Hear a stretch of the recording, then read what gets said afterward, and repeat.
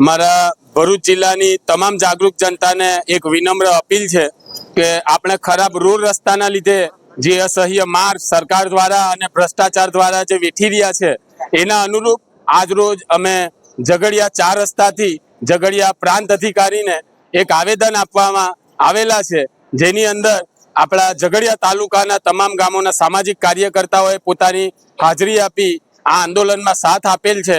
તો આ જે આવેદન આજે આપણે પાઠવવાના છે પ્રાંત અધિકારીને, એ આવેદનની અંદર જે પીડિત પરિવાર છે એ પીડિત પરિવારને કમાવાવાળો મુખ્ય સભ્ય જાય તો 20 લાખ રૂપિયાની સહાય એ પરિવારોને મળે એવી અમારી માંગ છે।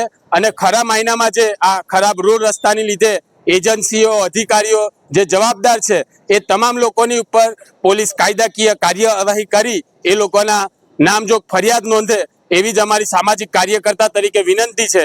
અને આ ખરાબ રોડ રસ્તાની એક્ચ્યુઅલ ડેટ આપવામાં આવે, ના કે ખાલી વાયદા કરવામાં આવે।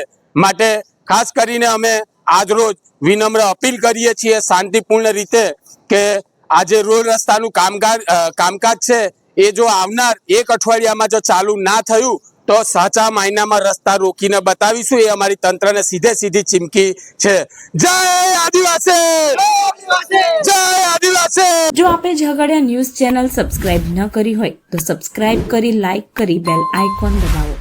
રોજ તમારી આસપાસ બનતી ઘટનાઓની માહિતી મેળવો। ધન્યવાદ।